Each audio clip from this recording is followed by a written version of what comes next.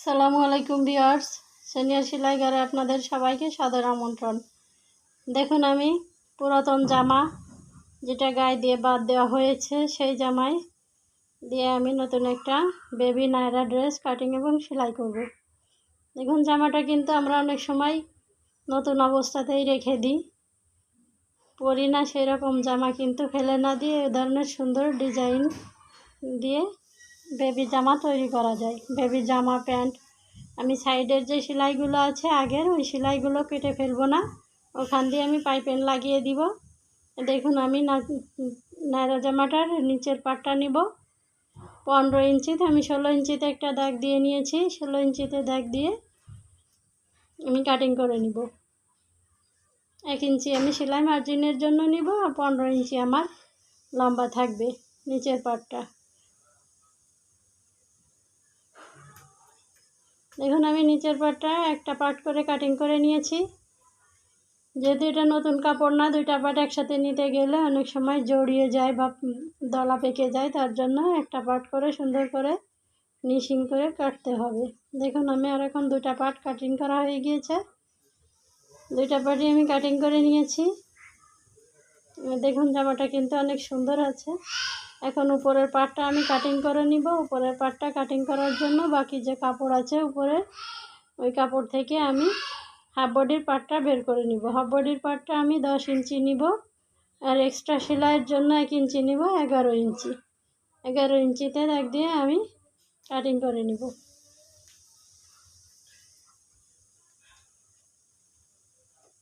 আর দেখুন, গলার চওড়াটা আমি 1.25 ইঞ্চিতে নিব। এটা 3 বছরের বেবির জন্য তৈরি করব। আর শোল্ডারটা নিব 3 ইঞ্চি।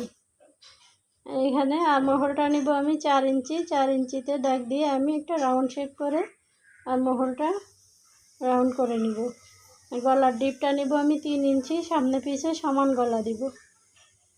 বাচ্চাদের গলা এটা আমি গোল গলায় দিব। বাচ্চাদের ছোট্ট গলায় সুন্দর ডিজাইন দেওয়া যায় না। এখানে আমি বডির জন্য 24 ইঞ্চি, 4 ছক 24, 6 ইঞ্চি। এক্সট্রা সেলাইয়ের জন্য আমি 1.5 ইঞ্চি থেকে 2 ইঞ্চি কাপড় বেশি নিব। দেখুন, এখন দাগগুলো মিলিয়ে আমি কাটিং করে দিব।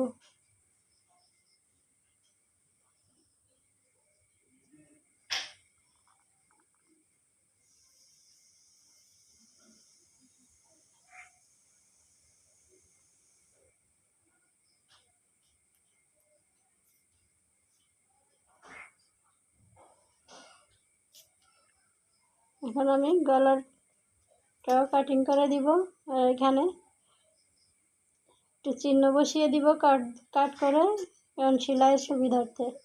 এখন দেখুন, আমার উপরের বডির দুইটা পার্ট কাটিং করা হয়ে গিয়েছে। এখন আমি একটু ডিজাইন দিব লাল কাপড় দিয়ে। তার জন্য আমি লাল কাপড়ের হাফ বডির পার্টটা একটু ছোট রাখবো। সামনের পার্টটা বসিয়ে আমি লাল কাপড়টাও সেম একইভাবে কেটে নিব।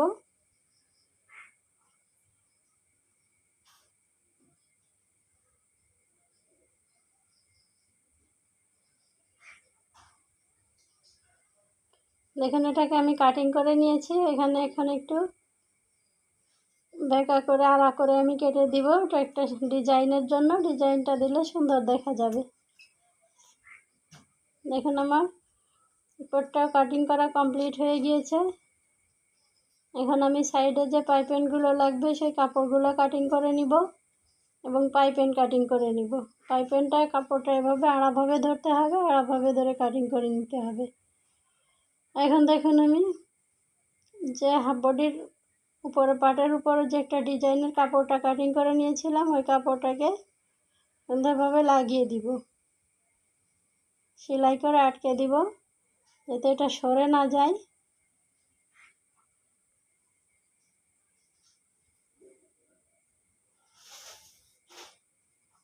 পুরো আর্মহোল এবং গলার দুই পাশটাই এটা আটকে দিতে হবে সুন্দর করে। খেয়াল রাখতে হবে যেন কুঁচকে না যায়।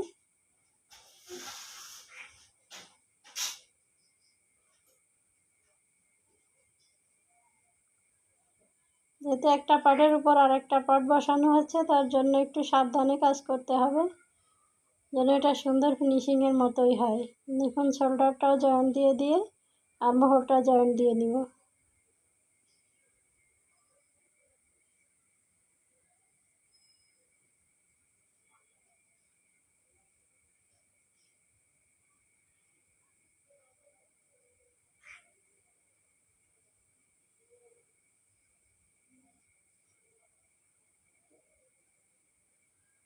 ভিউয়ার্স, এই কাজগুলো একটু আস্তে ধীরে করতে হবে, তাহলে কিন্তু ফিনিশিংটা সুন্দর হবে। এই যে দেখুন আমি এখন নিচের দিকটা একটু মুড়িয়ে আধা ইঞ্চির মতো ভিতর দিকে ভেঙে দিব, দিয়ে উপর দিয়ে একটা চাপ সেলাই দিব সুন্দর করে। সেলাইটা খেয়াল রাখতে হবে, সেলাইটা যেন লাল কাপড়টা থেকে নিচে কালো কাপড়ের উপর পড়ে না যায়। সুন্দর করে এভাবে নিচের সাইডটা ভাঁজ করে একটা চাপ সেলাই দিয়ে দিতে হবে।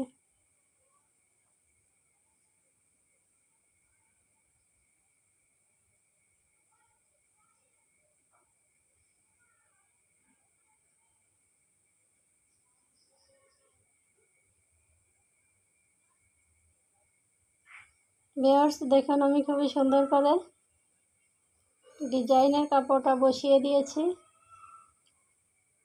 এখন আমি একটা পাইপিং লাগিয়ে দিব। কালো ছাপার কাপড়ের পাইপিংটা আমি লাল কাপড়ের উপর বসিয়ে দিব। পাইপিং বসানো আমি অনেকবারই দেখিয়ে দিয়েছি, তারপরে ওটাও দেখে নেবেন। আড়া করে পাইপিংগুলো কেটে নিয়েছি। এখন ভিতর দিয়ে একটু ছোট্ট ছোট্ট করে কাট বসিয়ে দিব। কাট বসিয়ে দিলে এটা উল্টাতে সুবিধা হবে।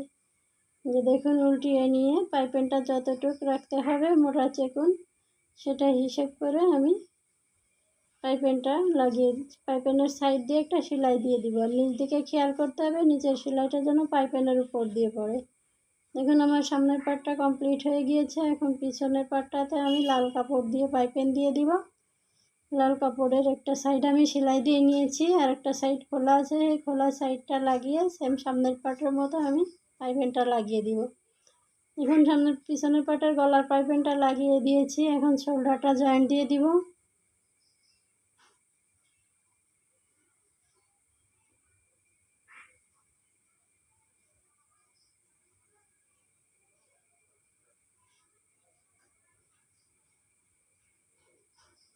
দেখুন আমার দুইটা শোল্ডার জয়েন্ট দেওয়া কমপ্লিট হয়ে গিয়েছে। এখন এই গলার পাইপিংয়ের মতো সেম একইভাবে আমি শোল্ডারের আর্মহোলের পাইপিংগুলো লাগিয়ে দিব। দেখুন আমার পাইপিংগুলো লাগানো কমপ্লিট হয়ে গিয়েছে। এখন আমি বডির সাইডটা সেলাই দিয়ে দিব।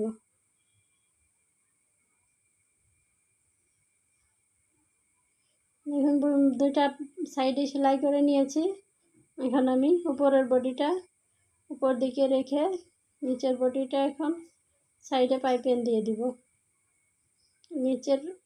বডির নিচের পার্টটাতে আমি লাল কাপড় দিয়ে সাইডে সুন্দর করে পাইপিং লাগিয়ে দিব।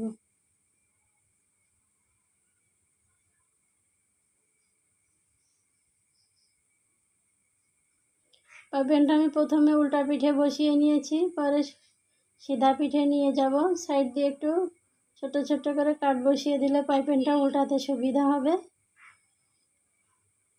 নখ দিয়ে এভাবে একটু চেপে দিলে এটা আয়রনের মতো হবে। এই যে দেখুন আমি একটু ভাঁজ করে নিয়ে 200 পরিমাণ ভাঁজ করে নিয়ে তারপরে আমি পাইপিংটা একটু হালকা মোটা করে দিচ্ছি। আর এই যে লুপগুলো আমি সালোয়ারের ফিতার মতো কাটিং করে নিয়ে ফিতাগুলো সেলাই করে নিয়ে আমি 2.5 ইঞ্চি পরিমাণ লুপগুলো সেলাই কেটে নিয়েছি। এভাবে আমি চারটা পাশে 12টা লুপ বসিয়ে দিব, 3টা করে লুপ বসিয়ে দিব এক একটা পার্টে।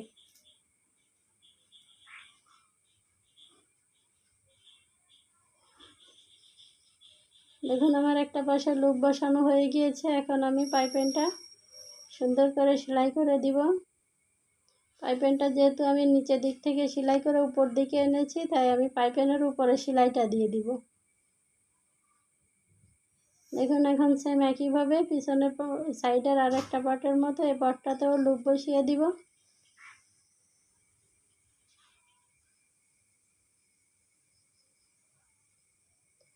ভিউয়ার্স দেখুন আমার একটা পার্টে পাইপিং এবং লুপগুলো বসানো হয়ে গিয়েছে। সেম আর একটা পার্টে আমি পাইপিং এবং লুপগুলো বসিয়ে নিয়েছি। এই যে দেখুন এখন দুইটা পার্ট আমি উপরের বডির পার্টের সাথে জয়েন্ট দিয়ে দিব। উপরের বডির পার্টটা সিধা পিঠে রেখে তার উপরে নিচের পার্টটা সিধা পিঠ রেখে উপর দিকটা উল্টা পিঠ রেখে আমি সেলাই করে দেব। এটা বডির পার্টের সেলাই থেকে আধা ইঞ্চি সরিয়ে দিতে হবে, একটু ফাঁকা থাকলে, তাহলে ফিতাটা বাঁধলে সুন্দর দেখা যাবে। এই যে দেখুন আমি এখন কুচি দিয়ে দিচ্ছি। কুচিগুলো কিন্তু একটু বড় করে দিতে হবে।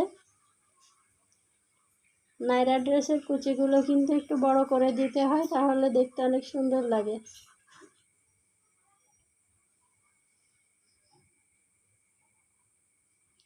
ভিউয়ার্স দেখুন একটা পার্টে আমি সামনের পার্টে নিচের পার্টটা লাগিয়ে দিয়েছি। এটা কিন্তু দেখতে অনেকটা সুন্দর দেখা যাচ্ছে, আর এটা মনে হচ্ছে না যে এটা পুরানো জামা দিয়ে তৈরি করা। এখন পিছনের পার্টটাও আমি লাগিয়ে নিয়েছি সেম একইভাবে। আর এই যে দেখুন আমি ফিতা বানিয়ে নিয়েছি। ফিতাগুলো আমি সালোয়ারের ফিতার মতো সেলাই করে নিয়েছি। এখন ফিতাগুলো এখানে ভরে দিতে হবে। আমি প্রথমে সিফটি পিন দিয়ে ফিতাগুলো ভরে নিব, এপাশ ওপাশ করে সুন্দর করে ফিতাগুলো ভরে দিয়ে ফিতার মাথায় আমি একটু ফুল করে দিব। বন্ধুরা যারা আমার ভিডিওটি নতুন দেখছেন প্লিজ ভালো লাগলে একটা সাবস্ক্রাইব করে দিবেন, লাইক শেয়ার কমেন্ট করে দিবেন। এই যে দেখুন ফিতার মাথাগুলোতে এখন আমি এই যে ফুল কেটে রেখেছি, চাঁদের মতো করে কাপড়টা কেটে রেখেছি অর্ধেকটা চাঁদের মতো। এভাবে আমি এখন সেলাই করে দেব ফিতার মাথায়।